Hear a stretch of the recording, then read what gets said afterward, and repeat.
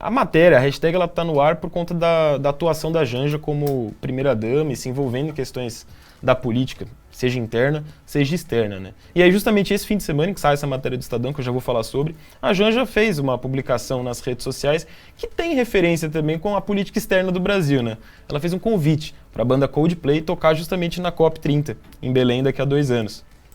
E aí eu vou mostrar esse videozinho para vocês que já contextualiza um pouco da onde a matéria do Estadão chega ali nessas críticas a ela, Janja, ó, é o tweet dela, o Twitter dela mesmo, @JanjaLula, marcando o vocalista do Coldplay e fazendo um convite a ele. Vamos ouvir. Hi, Cris, tudo bem? Olha, você lembra que a gente esteve juntos com o presidente Lula lá no Rio de Janeiro e você disse que se a COP30 fosse confirmada no Brasil, você ia estar conosco, você e o Coldplay. Então, olha só onde eu tô, em Belém do Pará. A COP30 foi confirmada aqui em novembro de 2025 e a gente vai estar esperando vocês aqui. O Brasil está muito feliz de sediar esse evento, vai ser lindo, vocês vão conhecer a Amazônia e a população que mora na Amazônia de pertinho. A gente vai estar esperando vocês. Um grande beijo.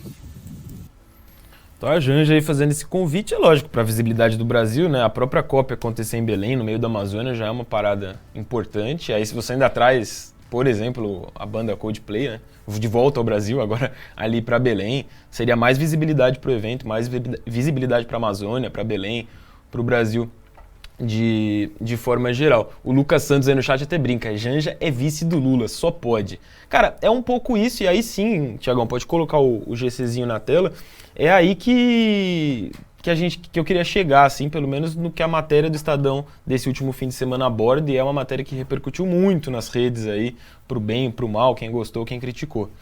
Jornal é acusado de reportagem machista após apontar Janja como problema no governo Lula. Logo no lead ali, no primeiro parágrafo, né, como a gente se refere jornalisticamente ao primeiro parágrafo de uma reportagem, de uma matéria, aparece a frase ali da matéria falando que a Janja é um problema hoje em Brasília, na apuração do Estadão, quem ali o Estadão ouviu ali as fontes, né.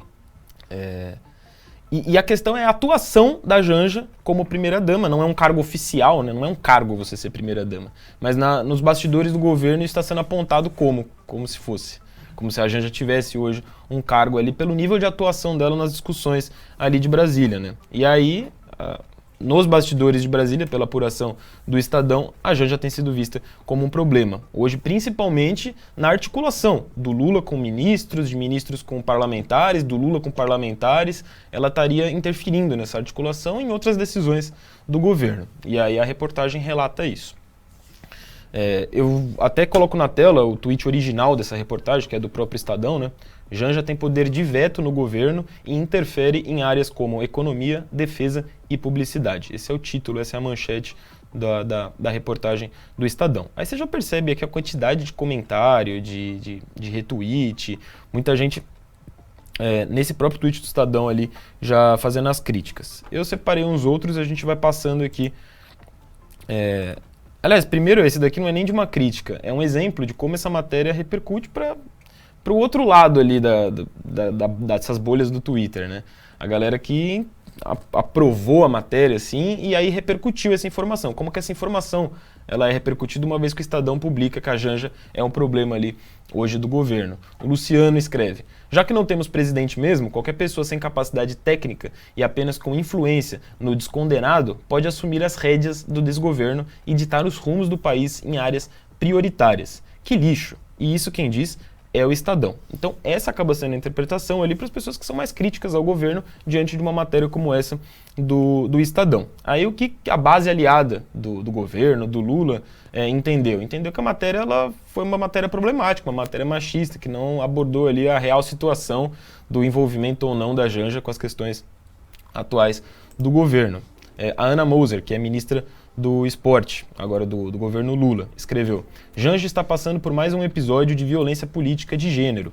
Que covardia. Deixo minha solidariedade, me coloco à disposição para estarmos em frentes contra o machismo, a misoginia e a violência de política. Não podemos e não vamos nos calar. Conte comigo, Janja. O Alexandre Padilha, também ministro do governo Lula. Mais um ataque absurdo contra a Janja. Nossa sociedade, infelizmente, permite que mulheres sejam atacadas sobre o papel que desempenham e como atuam, independente de quais sejam. O jornalismo fica menor quando alimenta e reforça o machismo e a misoginia.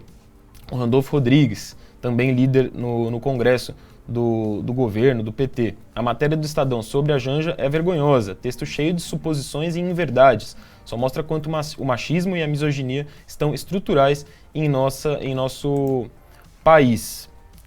E aí é lógico, não só no mundo da política, na base mesmo ali do governo Lula, mas também os eleitores, os apoiadores do Lula no mundo civil também ali se revoltaram, do mesmo jeito que os críticos enxergaram na matéria uma oportunidade para criticar ali a Janja, o Lula, o governo, né?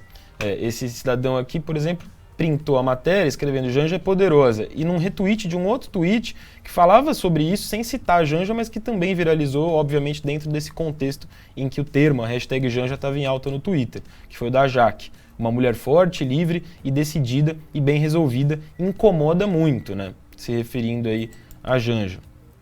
A Andréia, de forma geral, as pessoas assim que ficaram mais críticas à matéria do Estadão, elas acabaram mais abraçando a Janja ali nesse contexto. E eu quero ouvir a opinião de vocês aí do chat, hein, que eu já vou ler todas. Favoráveis, contrárias. A Andréia escreveu: se Janja está interferindo tanto no governo como estão falando, e em 6 meses o governo Lula fez o que o anterior não fez em 4 anos, que comece a campanha para a Janja presidenta do Brasil. No entendimento de que o governo aí tá vivendo bons primeiros 6 meses, né? A Mônica aqui nesse tweet dá uma cutucada na ex-primeira-dama, né, a Michele Bolsonaro. Fico imaginando se a Janja tivesse indicado um ministro pro STF, roubado joias, matado carpas para roubar moedas e deixado o palácio num chiqueiro. Algumas das acusações aí que nos últimos anos, nos últimos meses, caíram sobre a Michele Bolsonaro, né? Em específico essa do ministro indicado pro STF, trata-se do André Mendonça, né? Tanto a Michele quanto o André Mendonça, hoje ministro do STF, são declaradamente evangélicos. E a Michele, na época, comemorou muito a indicação do André Mendonça. As informações, inclusive o Estadão, um dos veículos de imprensa que apuraram isso na época, é de que a Michele teve papel ali na articulação de bastidores para a indicação do André Mendonça pelo Bolsonaro. E a gente traz até para vocês aqui o vídeo, né, do dia em que o André Mendonça foi confirmado como ministro do STF, e aí a Michele viralizou nesse dia comemorando, dando pulinhos e tudo mais. Então acaba sendo essa a relação, e passa uma sensação mesmo de que, assim, não tem hoje, não, aparentemente, sei lá, quem sou eu para falar também, né?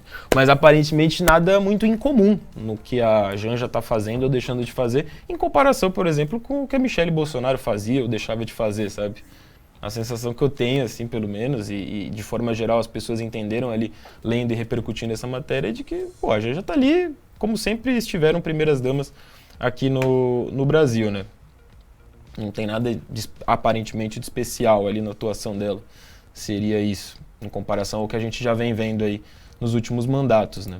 E é lógico, o Estadão, eu vou dar aqui o lado do Estadão nessa discussão toda, já que a hashtag Estadão também ficou em alta em meio a essa polêmica toda. A Andresa Matais, que é a editora executiva de política do Estadão, se defendeu ali a marca Estadão nessa história. Mas você só atacam o governo. Lembrando que foi o Estadão que revelou rachadinhas dos Bolsonaro, orçamento secreto, ameaça de golpe por militares, pastores corruptos do MEC, escolas fake, identificou golpistas. Aí ela conclui dizendo: isso é jornalismo, assessoria de imprensa é em outro lugar. Então tentei aí por meio dos tweets mostrar todos os lados dessa história pra vocês. E agora eu quero ver o que o chat tá falando, pô. A Tainá já tá pedindo like aí, então deixa o joinha, quem não deixou, hein? Já começo por aí. O Yuri Ramos era misoginia com a Michele também, de acordo com a Ana Moser. Eu acho justa a comparação, Yuri, e o seu comentário também. O Elder Dragon aí, tá bom, 3 anos de cagada do anterior. Se referindo, se agora tá errado, o antes também tava errado. É um ponto de vista. A Tainá já conquistou o Adriano ali, então o Adriano deixou o like, né? Isso que eu entendi. O Andrei Carneiro aí comentou: hipocrisia reina nesse meio, são todos iguais, pelo poder vale tudo. Valeu aí, Andrei. Sobe um pouquinho, Thiago. Vamos ver, enquanto eu tava apresentando ali os tweets, se tem mais comentários ali. O do Yuri mesmo ali: o Janja infelizmente está se impondo como esposa e primeira dama, porém nem sempre é positivo pro lado político. O quê?